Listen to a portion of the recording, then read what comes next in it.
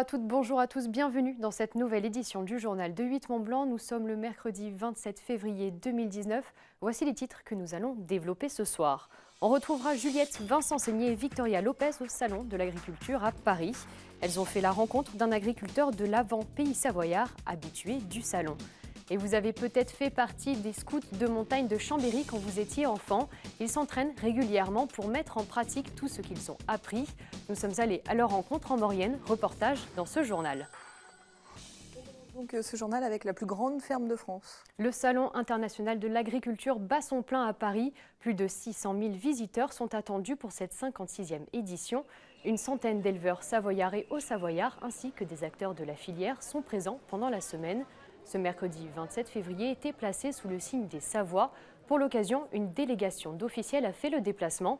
Le président de la FDSEA était sur place. Il s'est notamment exprimé sur la problématique de la sécheresse qui, vous le savez, a touché les agriculteurs des Pays de Savoie à l'automne 2018. On l'écoute au micro de Victoria Lopez et Juliette Vincent-Seigné. Personnel, moi j'ai aussi une perte de fourrage qui nécessite aujourd'hui plus d'achats sur mon exploitation. D'habitude je suis autonome. Et effectivement, c'est important qu'on puisse être accompagné sur le surcoût engendré qui peut mettre à mal financièrement une exploitation.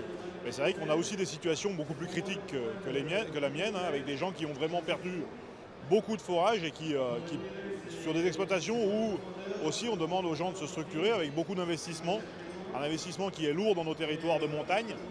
Et il faut accompagner ces gens, ces jeunes en particulier, qui ont investi pour préparer l'agriculture de demain et pour les aider à passer ce cap difficile.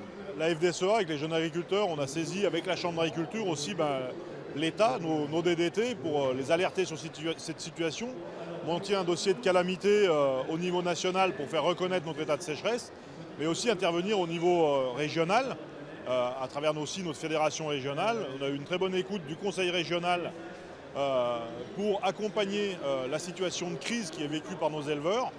Et puis aussi au niveau de nos deux départements savoyards, du côté du Conseil Savoie-Mont-Blanc, où là aussi une oreille très attentive de nos élus qui nous a permis d'avoir un vrai élan de solidarité aujourd'hui.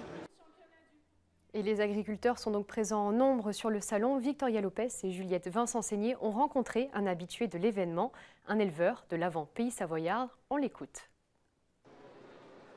Bonjour à tous, on se retrouve sur cette nouvelle édition du Salon international de l'agriculture de Paris.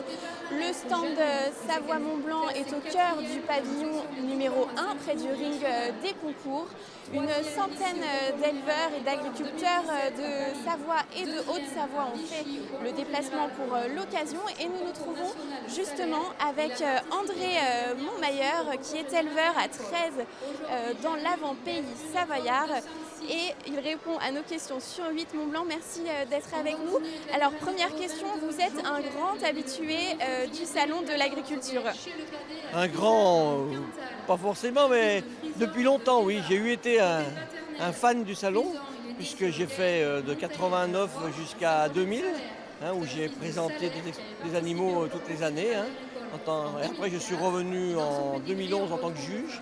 Et là, je suis revenu cette année parce que notre élevage était primé au challenge national du Prat Tarentaise. Et donc, on a eu le premier prix, voilà, donc fier. C'est toujours un grand moment pour venir ici au salon.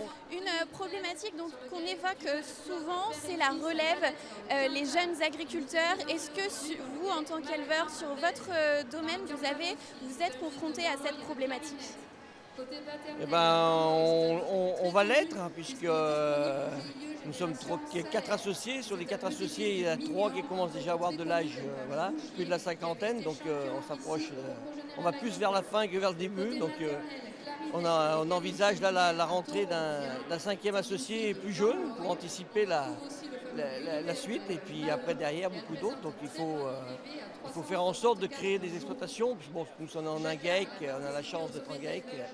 Et pour pouvoir être derrière, transmettre à des jeunes motivés. Il y en existe, il y en a, mais il faut aller les chercher, il faut les accompagner et puis il faut croire en eux. Une problématique qu'on évoquera notamment dans le journal ce jeudi sur 8 Mont-Blanc. L'entreprise Pocha et Fils rappelle un lot de reblochons. Il s'agit d'une mesure de précaution maximale qui a été déclenchée suite à un contrôle effectué par la fromagerie. Le numéro du lot concerné s'affiche en bas de votre écran. Aucun cas d'infection n'a été déclaré. La société fromagère d'Eto avait déjà procédé en décembre 2018 au rappel de plusieurs milliers de reblochons. Pour plus d'informations, vous pouvez contacter la société au numéro vert 0805 805 950. On parle maintenant des travaux des accès nord d'Annecy.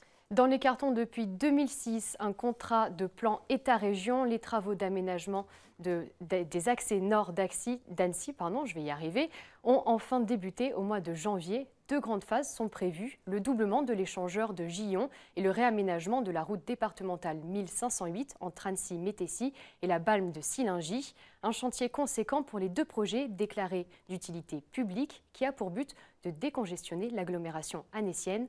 Reportage de Sébastien Germain. Cet immense engin chargé de percer le sol est une des clés de voûte du chantier de l'échangeur de Gillon. Chaque jour, ce sont plus de 40 000 véhicules qui empruntent la route départementale 3508 pour allier notamment l'échangeur de l'hôpital. Ce projet comprend donc des évolutions d'envergure. Doubler l'échangeur de Gillon, c'est d'abord doubler le pont qui existe, donc construire un deuxième ouvrage. C'est un pont en béton précontraint qui fait 53 mètres de longueur en 4 travées, 10 mètres de largeur.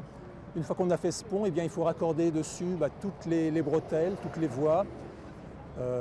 Et puis on complète également cet aménagement par 2 bassins de rétention des eaux pluviales. D'un coût total de plus de 7,5 millions d'euros, ces travaux s'inscrivent dans un contrat de plan État-région établi en 2006. Pour le département de Haute-Savoie, financeur à plus de 50%, ce projet d'aménagement est indispensable, même s'il ne réglera pas toutes les problématiques liées à la mobilité sur Annecy. Nous sommes en train de travailler sur l'accès le long de la 1508 jusqu'à l'entrée sur le site de l'aéroport.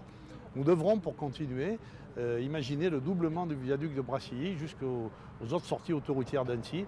C'est un projet que nous allons mettre à l'étude. Donc voilà, à terme, on aura réalisé cette première partie du contournement. Le reste, ça s'appelle Lola. C'est le tunnel sous le Semnos, c'est le bus au niveau de service et c'est une autre affaire pour les prochaines années. L'autre partie de ce gros chantier concerne la route départementale 1508 entre le contournement d'Annecy et la déviation de la Balme de Sillingy. Plus généralement, c'est le développement du Grand Annecy dans son ensemble qui doit s'accompagner de nouveaux aménagements adaptés. La ville d'Annecy a une augmentation d'environ 1500 habitants par an, l'agglomération pratiquement 2000-2200 tous les ans. Et avec des besoins de mobilité qui augmentent, il faut que tout devienne fluide et complémentaire. Et on avait besoin d'améliorer complètement l'accès à l'ouest de notre territoire. Les travaux concernant l'échangeur de Gillon doivent s'achever d'ici à la fin de l'année. Pour ce qui est du chantier de la RD 1508, le lancement des travaux est prévu, lui, pour le 2e semestre 2019. Nous vous en parlions la semaine dernière dans le journal. Du 9 au 23 février, les Aixois ont pu participer à la consultation lancée par la mairie concernant le projet de réhabilitation des thermes de la ville. 3 architectes étaient en lice et c'est Vincent Calbeau qui l'a remporté avec 62,89%. Son projet de tour basse végétalisée, en 15 jours, 4689 votes ont été comptabilisés. Tu en parlais dans les titres, les scouts s'entraînent en montagne. Les scouts de montagne de Chambéry se sont réunis en plusieurs patrouilles pour passer 4 jours et 3 nuits dans la neige de Maurienne. En parfaite autonomie, ils vont mettre en pratique tout ce qu'ils ont appris pour la survie de montagne. Camille Rivollet et Juliette Vincent-Seigné sont allés à leur rencontre. Reportage. À l'orée de la forêt, au fond de la Maurienne, une trentaine de scouts s'activent à la préparation de leur camp. Les jeunes garçons vont passer 4 jours et 3 nuits ici, en parfaite autonomie. Arrivés ce lundi, leurs journées sont rythmées par l'entretien du camp. Ce matin, Romaric, 13 ans, s'attelle à l'entretien du feu. Scout depuis 2 ans, ce qu'il aime le plus, c'est l'échange avec les autres. On rigole bien ensemble, on chante bien, on discute bien, il y a vraiment une bonne ambiance, on s'entend tous très bien. Donc ça c'est vraiment important dans une patrouille parce que si personne parle, tout le monde est timide, ça va être difficile. Donc on essaye de mettre le plus l'ambiance. Donc voilà, vraiment chanter, raconter des blagues pendant qu'on fait la vaisselle, on mange. Vraiment voilà, que le camp se passe le mieux possible, il faut vraiment être très joyeux. Quel que soit leur âge, toute la patrouille est mise à contribution et chacun d'entre eux participe aux activités. On s'amuse et on en profite, il fait beau, il y a de la neige, donc là on est en train de faire un mur Ça nous permet de nous protéger, aussi de nous protéger du froid qui est dans les tentes. C'est aussi pour passer le temps et c'est sympa et on s'amuse. Les scouts ont appris ces techniques tout au long de l'année et mettent en pratique leurs connaissances. Autonomes, ils peuvent quand même compter sur leur chef de patrouille qui veille au bon déroulement du bivouac. Il n'y a pas vraiment de recette idéale, il faut juste un endroit en montagne, sécurisé, que les scouts soient formés aux techniques de campisme en montagne, parce qu'on ne les lâche pas comme ça en pleine nature sans préparation. Donc la première des choses, c'est s'assurer qu'ils soient formés, ensuite qu'ils aient le bon matériel et ensuite trouver un endroit sécurisé. À midi, les garçons se réunissent autour d'un repas convivial. Tout est fait de neige, la table, les bancs et même le frigo. Les conditions sont rudes, mais les scouts semblent être dans leur élément. Cet après-midi, les activités seront plus ludiques, mais toujours avec la même règle, la bonne humeur. C'est la fin de ce journal. Merci de votre fidélité. On se retrouve demain pour une nouvelle édition. D'ici là, passez une très bonne soirée. Fanette, je te laisse conclure.